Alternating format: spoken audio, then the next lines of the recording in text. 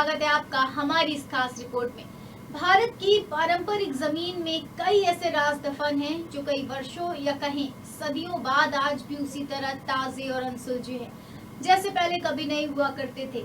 ये रहस्य कुछ ऐसे हैं जिन्हें जितना सुलझाने की कोशिश होती है ये उतना ही उलझते हैं। इस रिपोर्ट में ऐसा ही एक राज राजस्थान के जैसलमेर जिले के कुलधरा गांव में दफन है। ये गांव पिछले 170 सालों से वीरान पड़ा है। एक ऐसा गांव जो रात ही रात में वीरान हो गया और सदियों से लोग आज तक समझ नहीं पाए कि आखिर इस गांव के वीरान होने का राज क्या था। देखिए हमारी इस रिपोर्ट में। एक ही रात में गायब हो गया पूरा गांव।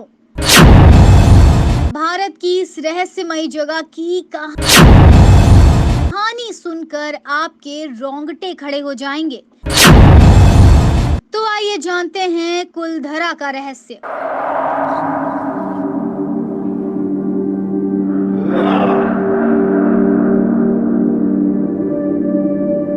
कुलधरा गांव के वीरान होने को लेकर एक अजीबोगरीब रहस्य है। दरअसल कुलधरा की कहानी शुरू हुई थी आज से करीब 200 साल पहले, जब कुलधरा खंडहर नहीं था बल्कि आसपास के 84 गांव पालीवाल ब्राह्मणों से आबाद हुआ करते थे। लेकिन फिर जैसे कुलधरा को किसी की बुरी नजर लग गई। वो शख्स था रियासत का दीवान सालम सिंह, अय्याश दीवान सालम सिंह, जिसकी गंदी नजर गांव की एक खूबसूरत लड़की पर पड़ गई। दीवान उस लड़की के पीछे इस कदर पागल था कि बस किसी तरह से उसे पा लेना चाहता था। उसके लिए ब्राह्मणों पर दबाव बनाना भी उसने शुरू कर दिया। हद तो तब हो गई जब सत्ता के मद में चूर उस दीवान ने लड़की के घर संदेश भिजवाया कि यदि अगले पूर्णमासी तक उसे लड़की नहीं मिली तो वो गांव पर हमला करके लड़की को उठा ले जाएगा।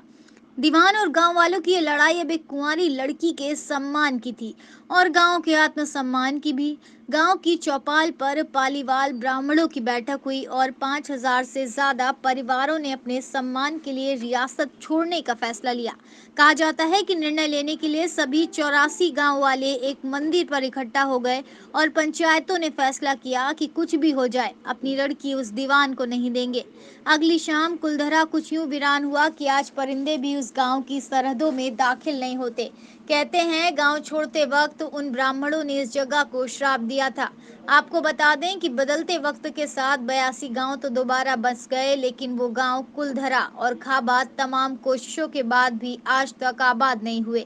ये गांव अब भारतीय पुरातत्व विभाग के संरक्षण में है, जिसे दिन की रोशनी में सैलानियों के लिए खोल दिया जाता है। कहा जाता है कि यह गांव रूहानी ताकतों के कब्जे में है।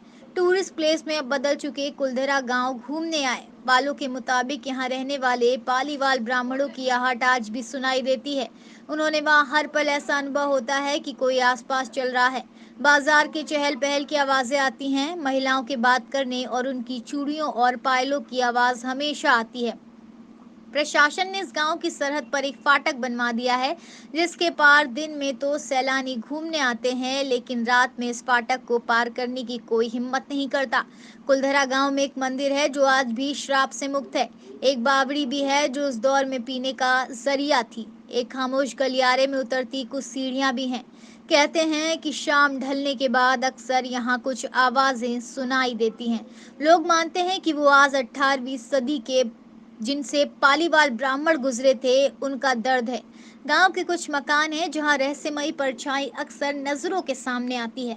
दिन की रोशनी में सब कुछ इतिहास की किसी कहानी जैसा लगता है, लेकिन शाम के ढलते ही कुलधरा के दरवाजे बंद हो जाते हैं और दिखाई देता है रूहानी ताकतों का एक रहस्यमय संसार। लोग कहते हैं कि रात के वक्त यहाँ जो भी आया वो हादसे का शिकार हो गया। इसी के साथ आज के लिए बस इतना ही और अधिक खबरों के ताज़ा अपडेट्स के लिए आप देखते रहिए अतुल्य राजस्थान।